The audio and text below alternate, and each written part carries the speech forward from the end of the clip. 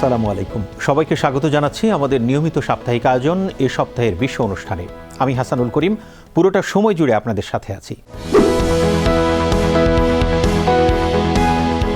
প্রিয় দর্শক, বিশ্বের নানা প্রান্তের গুরুত্বপূর্ণ চমকপ্রদ সব সংবাদ, তথ্য ও ঘটনাবলী দিয়ে সাজানো আমাদের এই আয়োজনের শুরুতেই শিরোনামগুলো জানিয়ে দিচ্ছি। আন্তর্জাতিক অপরাধ আদালতের 2 বিচারকের বিরুদ্ধে মার্কিন নিষেধাজ্ঞা। তাইওয়ানের কাছে $11.1 বিলিয়ন অস্ত্র বিক্রির অনুমোদন যুক্তরাষ্ট্রের। সিরিয়ায় গত 1 বছরে ইসরায়েলের 600 বার বিমান হামলা। ইরানের গুহা গ্রাম কান্দোভান, পাথরের বুকের রহস্যময় জীবন। ধর্ম, ইতিহাস ও শিল্পকলার এক অনন্য রাজ্য ভ্যাটিকান সিটি।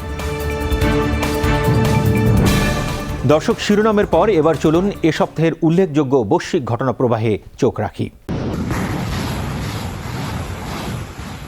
চলমান ইউক্রেন যুদ্ধ বন্ধে রাশিয়া প্রস্তুত থাকলেও ইউক্রেন শান্তি আলোচনার জন্য প্রস্তুত নয় বলে মন্তব্য করেছেন রুশ প্রেসিডেন্ট ভ্লাদিমির পুতিন। 19 ডিসেম্বর বার্ষিক সংবাদ সম্মেলনে তিনি বলেন, 2024 সালে প্রস্তাবিত রুশ পররাষ্ট্র নীতিমালার ভিত্তিতে মস্কো শান্তিপূর্ণ সমাধানে আগ্রহী। পুতিন জানান, ইউক্রেনের পুরো ফ্রন্টলাইন জুড়ে রুশ সেনারা অগ্রসর হচ্ছে। সাম্প্রতিক ভূখণ্ড দখলের অগ্রগতির প্রশংসাও করেন তিনি। তবে শান্তি উদ্যোগের মধ্যেও 2 পক্ষের হামলা পাল্টা হামলা অব্যাহত রয়েছে। এদিকে ইউরোপীয় ইউনিয়নের নেতারা রাশিয়ার জব্দ করা সম্পদ ব্যবহার করে ইউক্রেনকে ঋণ দেওয়ার সম্ভাবনা খতিয়ে দেখার বিষয়ে একমত হয়েছেন। আন্তর্জাতিক অপরাধ আদালতের 2 বিচারকের বিরুদ্ধে নিষেধাজ্ঞা আরোপ করেছে যুক্তরাষ্ট্র। গত বছরের নভেম্বরে আইসিসি যুদ্ধাপরাধের অভিযোগে ইসরায়েলি প্রধানমন্ত্রী বেনিয়ামিন নেতানিয়াহু ও সাবেক প্রতিরক্ষামন্ত্রী ইয়োআভ গ্যালান্টের বিরুদ্ধে গ্রেফতারি পরোয়ানা জারি করে। এরপর থেকেই আদালতটির বিরুদ্ধে ব্যবস্থা নেয়ার হুমকি দিয়ে আসছিল যুক্তরাষ্ট্র। মার্কিন পররাষ্ট্রমন্ত্রীর বিবৃতিতে বলা হয়, মঙ্গোলিয়া ও জর্জিয়ার 2 বিচারক আইসিসিতে ইসরায়েলের করা গ্রেফতারি পরোয়ানা বাতিলের আবেদনের বিরুদ্ধে রায় দেন। এ কারণেই তাদের উপর নিষেধাজ্ঞা আরোপ করা হয়েছে। এদিকে মিশরের সঙ্গে $35 বিলিয়ন একটি গ্যাস রপ্তানি চুক্তি করেছে ইসরায়েল। 17 ডিসেম্বর এ চুক্তির ঘোষণা দেন দেশটির প্রধানমন্ত্রী বেনিয়ামিন নেতানিয়াহু। অর্থমূল্য ও রফতানির পরিমাণের দিক থেকে এটিকে ইসরায়েলের ইতিহাসে সবচেয়ে বড় চুক্তি হিসেবে উল্লেখ করেন তিনি। চুক্তির আওতায় ইসরায়েল অধিকৃত গ্যাস ক্ষেত্রগুলো থেকে বহু বছর পর্যন্ত মিশরে প্রাকৃতিক গ্যাস সরবরাহ করবে। ইসরায়েলি সূত্র জানায়, চুক্তিটির অনুমোদন দীর্ঘদিন ঝুলেছিল এবং শেষ পর্যন্ত যুক্তরাষ্ট্রের প্রেসিডেন্ট ডোনাল্ড ট্রাম্প প্রশাসনের চাপের মুখে এটি অনুমোদন পায়। তবে এ বিষয়ে এখনও মিশর সরকার আনুষ্ঠানিক কোনো প্রতিক্রিয়া জানায়নি। তাইওয়ানের কাছে $11.1 বিলিয়ন অস্ত্র বিক্রির অনুমোদন দিয়েছে যুক্তরাষ্ট্র। এ প্যাকেজটি তাইওয়ানের জন্য যুক্তরাষ্ট্রের এ পর্যন্ত সবচেয়ে বড় অস্ত্র বিক্রি। মার্কিন প্রতিরক্ষা সদর দপ্তর পেন্টাগনের মতে, এই অস্ত্র বিক্রির লক্ষ্য হল তাইওয়ানের সশস্ত্র বাহিনীকে আধুনিকায়ন করা এবং তাদের প্রতিরক্ষা সক্ষমতা জোরদার করা। যুক্তরাষ্ট্রের পরামর্শ অনুযায়ী তাইওয়ান গেরিলা যুদ্ধ সক্ষমতা বাড়ানোর দিকেও গুরুত্ব দিচ্ছে। তাইওয়ানের প্রতিরক্ষা মন্ত্রণালয় জানিয়েছে, চুক্তির আওতায় 8 ধরনের উন্নত অস্ত্র সরবরাহ করা হবে। এর মধ্যে রয়েছে হিমার্স রকেট উৎক্ষেপণ ব্যবস্থা, হাওইটজার কামান, জ্যাভলিন ট্যাঙ্ক বিধ্বংসী ক্ষেপণাস্ত্র ও আত্মঘাতী ড্রোন। সিরিয়ার উপর আরোপিত সব ধরনের অর্থনৈতিক নিষেধাজ্ঞা স্থায়ীভাবে তুলে নেয়ার সিদ্ধান্ত নিয়েছে যুক্তরাষ্ট্র। সাবেক প্রেসিডেন্ট বাশার আল আসাদের শাসনামলে আরোপিত এসব নিষেধাজ্ঞা বাতিলের লক্ষ্যে মার্কিন কংগ্রেসে গৃহীত একটি বিল সিনেটে পাশ হয়েছে। বাশার আল আসাদের সরকারের পতনের পর আহমেদ আল শারার নেতৃত্বে সিরিয়ায় অন্তর্বর্তী সরকার গঠিত হয়। নতুন নেতৃত্ব ক্ষমতায় আসার পর যুক্তরাষ্ট্র ও ইউরোপীয় দেশগুলো সিরিয়ার সঙ্গে সম্পর্ক স্বাভাবিক করার উদ্যোগ নেয়। এর ধারাবাহিকতায় নিষেধাজ্ঞা পুরোপুরি প্রত্যাহারের এই সিদ্ধান্ত নেওয়া হয়েছে। নিষেধাজ্ঞা প্রত্যাহারের খবরে সন্তোষ প্রকাশ করেছে সিরিয়ার নতুন সরকার। নেপালের ক্ষমতাচ্যুত প্রধানমন্ত্রী কেপি শর্মা ওলি ফের সিপিএন ইউএমএল এর চেয়ারম্যান নির্বাচিত হয়েছেন। দলের একাদশ সাধারণ সম্মেলনে অনুষ্ঠিত ভোটে তিনি পুনর্নির্বাচিত হন। 18 ডিসেম্বর অনুষ্ঠিত ভোটে অলি পেয়েছেন 1663 ভোট। তার নিকটতম প্রতিদ্বন্দ্বী ঈশ্বর পোখরেল পেয়েছেন 564 ভোট। এ নিয়ে টানা তৃতীয়বারের মতো দলের চেয়ারম্যান হলেন কেপি শর্মা ওলি। 4 বারের প্রধানমন্ত্রী ওলি এর আগে কাঠমান্ডুতে অনুষ্ঠিত 9ম সাধারণ সম্মেলনে প্রথমবার এবং সৌরহাই অনুষ্ঠিত 10ম সম্মেলনে দ্বিতীয়বার দলের প্রধান নির্বাচিত হয়েছিলেন। এবার নজর ফেরানো যাক অন্যান্য গুরুত্বপূর্ণ চমকপ্রদ খবরগুলোর দিকে। সিরিয়ায় সরকার পতনের পর যুদ্ধ থামার বদলে যেন আরও তীব্র হয়েছে আকাশ থেকে আসা আগুন। 1 বছরের ব্যবধানে দেশটিতে 6 শতাধিকবার ইসরায়েলের বিমান হামলার তথ্য সামনে এনেছে একটি আন্তর্জাতিক পর্যবেক্ষক সংস্থা, যা মধ্যপ্রাচ্যের বদলে যাওয়া ক্ষমতার সমীকরণ ও নতুন অনিশ্চয়তারও ইঙ্গিত দিচ্ছে। সিরিয়ায় সাবেক প্রেসিডেন্ট বাশার আল আসাদ সরকারের পতনের পর গত 1 বছরে অন্তত 600 বার বিমান হামলা চালিয়েছে ইসরায়েল।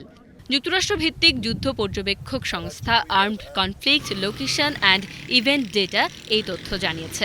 গত বছরের ডিসেম্বরে আহমেদ আল শারার নেতৃত্বাধীন হায়াত তাহরির আল শাম ও অন্যান্য বিদ্রোহী গোষ্ঠীর অভিযানে আসাদ সরকারের পতন ঘটে। এরপর থেকেই সিরিয়ার সামরিক অবকাঠামো লক্ষ্য করে ইসরায়েলি হামলা উল্লেখযোগ্যভাবে বেড়ে যায় এবং তা বছর জুড়েই অব্যাহত থাকে। এসিএলইডির তথ্য অনুযায়ী গত বছরের 8 ডিসেম্বর থেকে চলতি বছরের 28 নভেম্বর পর্যন্ত সিরিয়া জুড়ে ইসরায়েল 600টিরও বেশি বিমান, ড্রোন ও আর্টিলারি হামলা চালিয়েছে, যা দিনে গড়ে প্রায় 2টি হামলার সমান। এসব হামলার প্রায় 80% হয়েছে দক্ষিণাঞ্চলের কুনেইত্রা, দেরা ও রাজধানী দামেস্ক এলাকায়। ইসরায়েলের দাবি, ইরানি সামরিক ঘাঁটি ধ্বংস এবং আসাদ বাহিনীর অস্ত্র যেন চরমপন্থীদের হাতে না যায় তা নিশ্চিত করতেই এসব অভিযান চালানো হচ্ছে। আসাদ সরকারের পতনের 4 দিনের মধ্যে ইসরায়েল ঘোষণা করে তারা সিরিয়ার 80% বেশি বিমান প্রতিরক্ষা ব্যবস্থা ধ্বংস করেছে। এছাড়া বাশার সরকারের পতনের পরপরই ইসরায়েলি বাহিনী 1974 সালের যুদ্ধবিরতি চুক্তি লঙ্ঘন করে গোলান মালভূমির সিরীয় অংশে প্রবেশ করে একাধিক সামরিক চৌকি স্থাপন করে।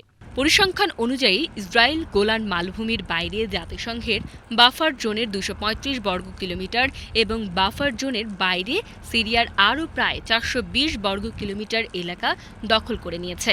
এই ভূমি দখল আন্তর্জাতিক অঙ্গনে তীব্র সমালোচিত হয়েছে। বিশ্লেষকদের মতে, সিরিয়ায় ধারাবাহিক হামলা শুধু একটি দেশের নিরাপত্তা কৌশল নয়, বরং মধ্যপ্রাচ্যের নতুন ক্ষমতার সমীকরণকে আরও অস্থির করে তুলছে।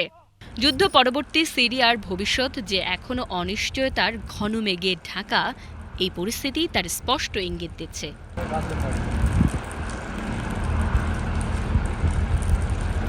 নাগরিকত্ব যেখানে নিরাপত্তা ও অধিকার নিশ্চিত করার প্রতীক, সেখানে যুক্তরাজ্যে সেই নাগরিকত্বই এখন লাখো মানুষের জন্য অনিশ্চয়তার কারণ হয়ে উঠেছে।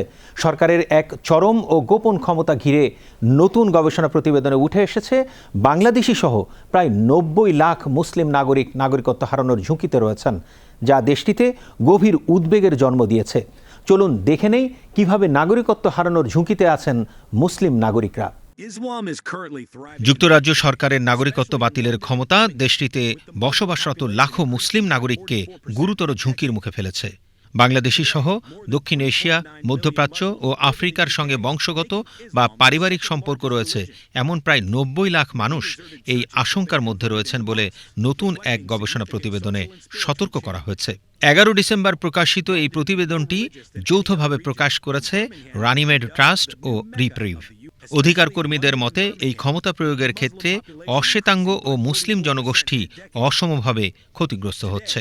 বর্তমান আইন অনুযায়ী কোনো ব্রিটিশ নাগরিক অন্য কোনো দেশের নাগরিকত্ব পাওয়ার যোগ্য হলে, যদি তিনি কখনো সে দেশে বসবাস নাও করে থাকেন বা নিজেকে ওই দেশের নাগরিক হিসেবে পরিচয় নাও দেন, তবুও তার ব্রিটিশ নাগরিকত্ব বাতিল করা যেতে পারে। প্রতিবেদনে উল্লেখ করা হয়েছে পাকিস্তান, বাংলাদেশ, সোমালিয়া, নাইজেরিয়া, উত্তর আফ্রিকা ও মধ্যপ্রাচ্যের সঙ্গে সম্পর্ক থাকা ব্যক্তিরাই সবচেয়ে বেশি ঝুঁকিতে রয়েছেন। বিশ্লেষণে দেখা গেছে অশ্বেতাঙ্গ জনগোষ্ঠীর 5 জনের মধ্যে 3 জন নাগরিকত্ব হারানোর ঝুঁকিতে থাকলেও শ্বেতাঙ্গ ব্রিটিশদের ক্ষেত্রে এ হার 20 জনে 1 জন। অধিকার কর্মীরা বলছেন, নিরাপত্তার নামে এমন বৈষম্যমূলক ক্ষমতা নাগরিকত্বের মূল ধারণাকেই প্রশ্নের মুখে ফেলছে। এখন দেখার বিষয়, এই বিতর্কিত ক্ষমতা সীমিত করতে যুক্তরাজ্য সরকার আদৌ কোনো পদক্ষেপ নেয় কিনা। দীর্ঘদিন ধরে শিশুদের যত্নের প্রতীক হিসেবে পরিচিত একটি পণ্যের বিরুদ্ধে আবারও গুরুতর অভিযোগ উঠল আদালতে। ক্যান্সারের উপাদান থাকার দায়ে জনসন অ্যান্ড জনসনকে এবার কোটি কোটি ডলার জরিমানা গুনতে হচ্ছে। চলুন দেখে নেই এই ঘটনা নতুন করে কিভাবে বিশ্বজুড়ে ব্যবহৃত ট্যালকম পাউডারের নিরাপত্তা নিয়ে প্রশ্ন তুলেছে। মার্কিন বহুজাতিক ফার্মাসিউটিক্যালস কোম্পানি জনসন অ্যান্ড জনসনের ট্যালকম পাউডারে ক্যান্সারের উপাদান থাকার অভিযোগে কোম্পানিটিকে আবারও জরিমানা করা হয়েছে। যুক্তরাষ্ট্রের ক্যালিফোর্নিয়ার লস অ্যাঞ্জেলসের এক আদালত 12 ডিসেম্বর এক রায়ে দুই নারী অভিযোগকারীকে মোট $40 মিলিয়ন ক্ষতিপূরণ দেওয়ার নির্দেশ দেয়। ভুক্তভোগীরা এই রায়কে স্বাগত জানালেও জনসন অ্যান্ড জনসন জানিয়েছে তারা এই রায়ের বিরুদ্ধে আপিল করবে। এর আগে চলতি বছরের অক্টোবর মাসে ক্যান্সারে মারা যাওয়া এক নারীর পরিবারকে $966 মিলিয়ন ক্ষতিপূরণ দিতে জনসন অ্যান্ড জনসনকে নির্দেশ দিয়েছিল যুক্তরাষ্ট্রের আরেকটি আদালত। আদালতের নথি অনুযায়ী মনিকা কেন্টের ডিম্বাশয়ের ক্যান্সার ধরা পড়ে 2014 সালে এবং জেবোরা শুলসের 2018 সালে। দুজনেই ক্যালিফোর্নিয়ার বাসিন্দা এবং তারা জানিয়েছেন প্রায় 40 বছর ধরে গোসলের পর নিয়মিত জনসন অ্যান্ড জনসনের বেবি পাউডার ব্যবহার করতেন। তাদের দাবি, কোম্পানিটি বহু বছর ধরেই পণ্যের ঝুঁকি সম্পর্কে জানলেও ভোক্তাদের সতর্ক করেনি। আদালতের নথি অনুযায়ী বর্তমানে জনসন অ্যান্ড জনসনের বিরুদ্ধে 67,000-এরও বেশি মামলা রয়েছে। এসব মামলায় বাদীদের অভিযোগ, বেবি পাউডার ও অন্যান্য ট্যালকম পাউডার ব্যবহারের পর তাদের ক্যান্সার হয়েছে। তবে কোম্পানিটি বরাবরই দাবি করে আসছে তাদের পণ্য নিরাপদ, এতে অ্যাসবেস্টস নেই এবং এটি ক্যান্সার সৃষ্টি করে না। তবে আদালতের নির্দেশের পর জনসন অ্যান্ড জনসনের বিরুদ্ধে চলমান মামলাগুলোর ভবিষ্যৎ এবং বহুল ব্যবহৃত ট্যালকম পাউডারের নিরাপত্তা নিয়ে নজর রাখছে পুরো বিশ্ব। নাদুস নুদুস চেহারা আর নিরীহ স্বভাবের পান্ডা সাধারণত শিশুদের আনন্দ আর চিড়িয়াখানার আকর্ষণ হিসেবেই পরিচিত। কিন্তু এই শান্ত প্রাণীটি যে দুই দেশের কূটনীতিক টানাপোড়েনের প্রতীক হয়ে উঠতে পারে তা হয়তো খুব কম মানুষই কল্পনা করে। চীন ও জাপানের সম্পর্ক যখন উত্তেজনার পথে, তখন সেই রাজনীতির মঞ্চে নীরব উপস্থিতি জানাচ্ছে পান্ডা। বাঁশ খেতে খেতেই যার ঘাড়ে চাপছে রাষ্ট্রীয় কূটনীতির ভার। চলুন দেখে নেই চীন জাপানের কূটনীতির কেন্দ্রে কেন রয়েছে পান্ডা। জাপানে সাম্প্রতিক সময়ে পান্ডার জনপ্রিয়তা আরও গুরুত্ব পাচ্ছে, তবে সেটি শুধু বিনোদনের কারণে নয়, বরং কূটনীতির কেন্দ্রবিন্দুতে উঠে আসার কারণে। টোকিওর উয়েনো চিড়িয়াখানায় বর্তমানে যে দুটি কম বয়সী পান্ডা রয়েছে, শাওশাও ও লেইলেই, তাদের ভবিষ্যৎ নিয়ে তৈরি হয়েছে অনিশ্চয়তা। আগামী জানুয়ারিতে চীন যদি এই পান্ডাগুলো ফেরত নিয়ে যায়, তাহলে 1972 সালের পর প্রথমবারের মতো জাপানের সব চিড়িয়াখানা পান্ডা শূন্য হয়ে যাবে। চীন কখনোই পান্ডাকে স্থায়ী উপহার হিসেবে পাঠায়নি, বরং নির্দিষ্ট সময়ের জন্য ধার দেওয়ার শর্তে পান্ডা পাঠানো হয়েছে এবং জাপানে জন্ম নেয়া পান্ডার মালিকানাও চীনের কাছেই থেকে গেছে। 1972 সালে চীন জাপান কূটনৈতিক সম্পর্ক স্বাভাবিক হওয়ার পর থেকে জাপানে 30টিরও বেশি পান্ডা এসেছে বা জন্ম নিয়েছে। দীর্ঘদিন ধরে সম্পর্কের উত্থান পতন সত্ত্বেও জাপানের কয়েকটি চিড়িয়াখানায় পান্ডার উপস্থিতি ছিল। তবে গত নভেম্বরে প্রথম নারী হিসেবে সানায়ে তাকাইচি জাপানের প্রধানমন্ত্রী হওয়ার পর চীন জাপান সম্পর্কের টানাপোড়েন শুরু হয়।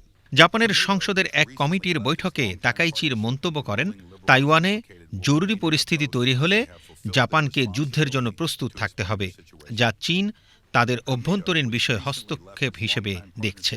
এর অংশ হিসেবে চীন তাদের নাগরিকদের জাপান সফর থেকে বিরত থাকার আহ্বান জানায় এবং শীর্ষ পর্যায়ের দ্বিপক্ষীয় আলোচনা এড়িয়ে চলে। এই প্রেক্ষাপটে পান্ডা কূটনীতির আলোচনায় উঠে আসে। চীন এখন জাপানে থাকা সব পান্ডা দেশে ফিরিয়ে নিতে চাইছে বলে জানা যাচ্ছে। They will only be displayed indoors due to quarantine preparations. প্রিয় দর্শক, এবার আমরা ঘুরে আসব বিস্ময় আর কৌতূহলের এক ভিন্ন জগৎ থেকে। আমাদের নিয়মিত আয়োজন বিচিত্র বিশ্ব, যেখানে তুলে ধরা হয় পৃথিবীর নানা অজানা ও অদ্ভুত সব ঘটনা। ইরানের কান্দোভান যেন কোনো রূপকথার গ্রাম, যেখানে পাহাড় কেটে নয়, পাহাড়ের ভেতরেই মানুষের বসতি, পাথরি মানুষের ঘর। আগ্নেয়গিরির ছায়ে জন্ম নেয়া শঙ্কু আকৃতির গুহায় শত শত বছর ধরে বসবাস করছে মানুষ। আধুনিক জীবনযাপনের সব সুবিধা নিয়েও প্রকৃতির সঙ্গে গড়ে তুলেছে এক বিস্ময়কর সহাবস্থান। চলুন দেখে নেওয়া যাক এই বিস্ময়কর জীবনধারা সম্পর্কে আরও বিস্তারিত। ইরানের উত্তর পশ্চিমাঞ্চলের পূর্ব আজারবাইজান প্রদেশে পাহাড়ি শহর তাবরিজ থেকে প্রায় ৬০ কিলোমিটার দূরে অবস্থিত এক বিস্ময়কর মানব বসতি কান্দোভান। প্রথম দেখায় মনে হবে যেন কোনো রূপকথার রাজ্য, যেখানে পাহাড় কেটে নয় বরং পাহাড়ের ভেতরেই গড়ে উঠেছে মানুষের ঘরবাড়ি। আগ্নেয়গিরির ছাই ও লাভা থেকে তৈরি শঙ্কু আকৃতির পাথরের গুহার ভেতরেই শত শত বছর ধরে বসবাস করে আসছে মানুষ।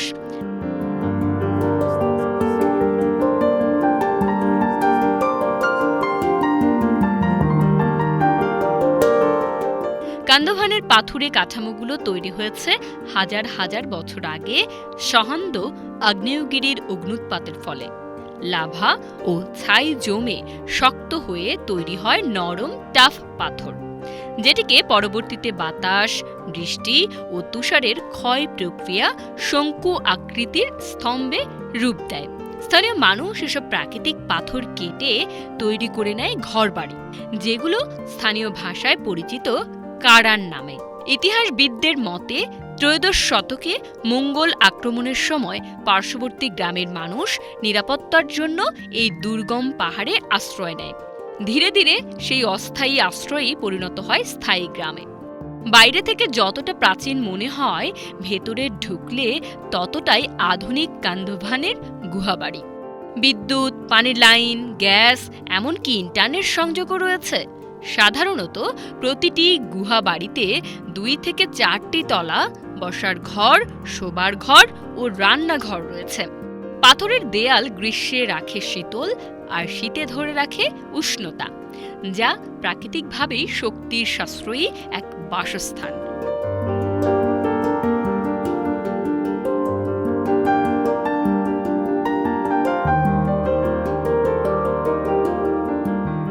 কান্দোভান এখন ইরানের অন্যতম জনপ্রিয় পর্যটন গন্তব্য। প্রতিদিন দেশি বিদেশি পর্যটকের আনাগোনায় মুখর হয়ে ওঠে গ্রামটি। তবু এখানকার মানুষ চেষ্টা করছেন আধুনিকতার চাপেও নিজেদের ঐতিহ্য ও জীবনযাপন অক্ষুণ্ণ রাখতে।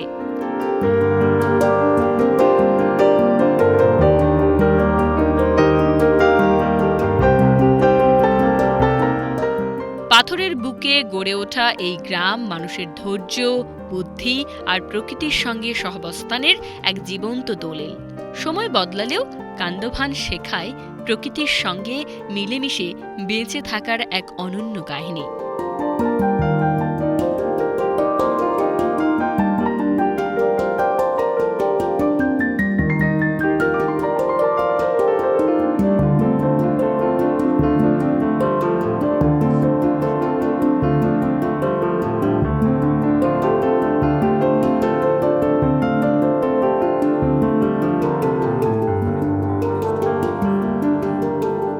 দর্শক, অনুষ্ঠানের এ পর্যায়ে আপনাদের নিয়ে চলেছি আমাদের বিশেষ আয়োজন বিশ্ববরণীয়তে, যেখানে আলো ফেলব বিশ্বের স্মরণীয় ও অনুপ্রেরণাদায়ক মানুষদের জীবনের উপর।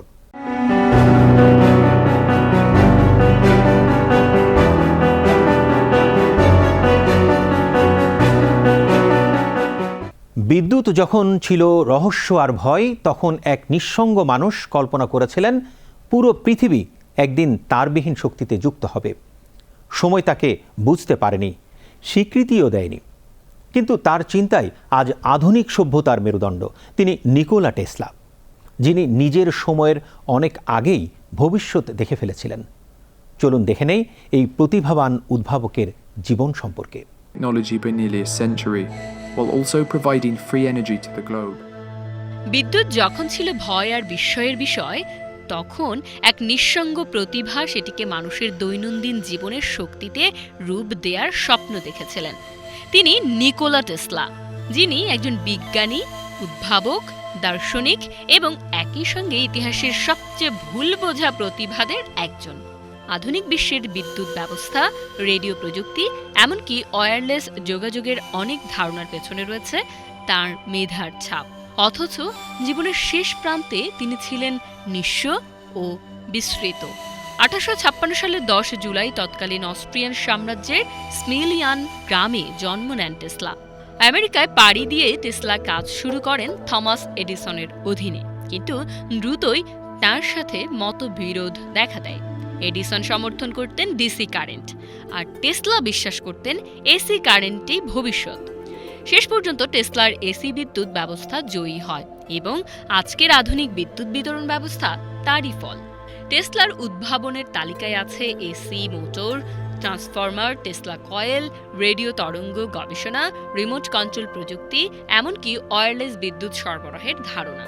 তিনি বিশ্বাস করতেন একদিন পৃথিবী তারবিহীন শক্তির নেটওয়ার্কে যুক্ত হবে। অসাধারণ মেধা থাকা সত্ত্বেও টেসলা ছিলেন ব্যবসায়িকভাবে দুর্বল।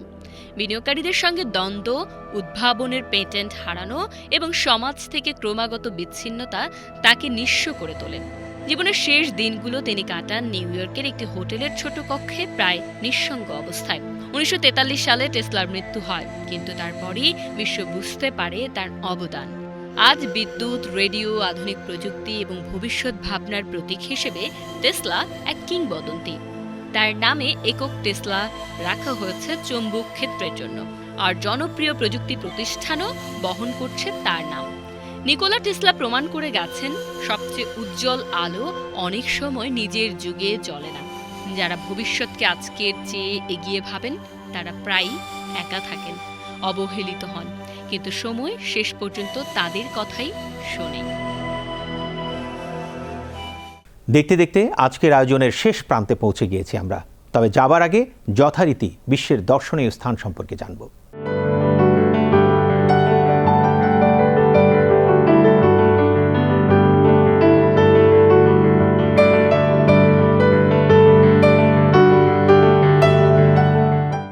ধর্ম, ইতিহাস আর শিল্পকলার এক ছোট্ট রাজ্য ভ্যাটিকান সিটি। রোমের মাঝখানে লুকিয়ে থাকা এই ক্ষুদ্র রাষ্ট্রের মাত্র 400 একর ভূখণ্ড, কিন্তু এর প্রভাব কোটি কোটি মানুষের জীবনে বিস্ময়কর। পোপের আবাসস্থল, সেন্ট পিটার্স বেসিলিকা ও মাইকেলেঞ্জেলার সিস্টিন চ্যাপেল সব মিলিয়ে ভ্যাটিকান শুধু ধর্মের কেন্দ্র নয়, এটি বিশ্বের অন্যতম সাংস্কৃতিক এবং ঐতিহাসিক রত্নকোষ। চলুন ঘুরে দেখা যাক এই ছোট্ট তবে প্রভাবশালী দর্শনীয় স্থানটি সম্পর্কে আরও বিস্তারিত। বিশ্বের সবচেয়ে ছোট স্বাধীন রাষ্ট্র ভ্যাটিকান সিটি শুধু ভূখণ্ডের আকারে নয়, তার ইতিহাস, ধর্মীয় গুরুত্ব এবং শিল্পকলার কারণে বিশ্বের নজর কেড়েছে।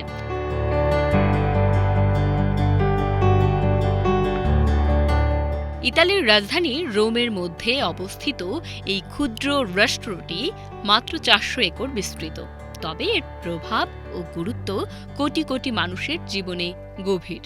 ভ্যাটিকান সিটি হল রোমান ক্যাথলিক চার্চের প্রধান কেন্দ্র, যেখানে অবস্থান করছেন পোপ, খ্রিস্টান ধর্মের সর্বোচ্চ ধর্মীয় নেতা। এটি 1929 সালের ল্যাটেরান চুক্তির মাধ্যমে স্বাধীন রাষ্ট্র হিসেবে স্বীকৃতি পায়। রাষ্ট্রটির শাসন ব্যবস্থা বিশেষ, যেখানে পোপ একই সঙ্গে রাষ্ট্রপ্রধান ও ধর্মীয় প্রধান। ভ্যাটিকান সিটি বিশ্বখ্যাত শিল্পকলা ও স্থাপত্যের খনি। সেন্ট পিটার্স বেসিলিকা, যা বিশ্বের সবচেয়ে বড় গির্জাগুলোর মধ্যে একটি। মাইকেলাঞ্জেলোর সিস্টিন চ্যাপেল, যেখানে বিশ্ববিখ্যাত দ্য ক্রিয়েশন অফ অ্যাডাম চিত্রকর্ম রয়েছে। শুধু শিল্প নয়, ভ্যাটিকান বিশ্বস্ত এবং বৃহত্তর মানবজাতির জন্য একটি শিক্ষামূলক কেন্দ্র। ভ্যাটিকান লাইব্রেরি ও আর্কাইভে মধ্যযুগ থেকে আধুনিক যুগ পর্যন্ত গুরুত্বপূর্ণ পাণ্ডুলিপি, নথি এবং গবেষণাপত্র সংরক্ষিত আছে। ভ্যাটিকান সিটির সংস্কৃতির প্রভাব বিশ্বজুড়ে ছড়িয়ে আছে। প্রতি বছর লাখ লাখ তীর্থযাত্রী ও পর্যটক এখানে ভ্রমণ করে, পোপের দর্শন গ্রহণ করে, ধর্মীয় অনুষ্ঠানে অংশ নেয় এবং ভ্যাটিকান মিউজিয়ামের অসাধারণ শিল্পকলা উপভোগ করে।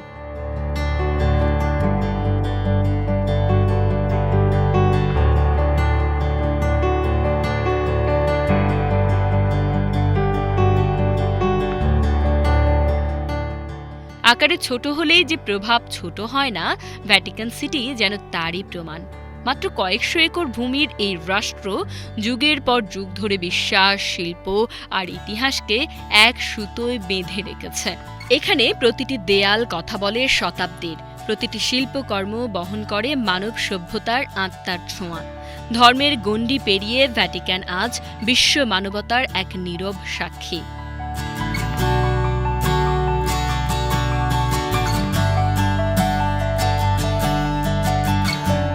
প্রিয় দর্শক, এই ছিল আমাদের এবারের আয়োজনে। আশা করি আমাদের এই প্রয়াস আপনাদের ভালো লেগেছে। আমাদের পরবর্তী অনুষ্ঠান দেখার আমন্ত্রণ জানিয়ে বিদায় নিচ্ছি। আল্লাহ হাফেজ।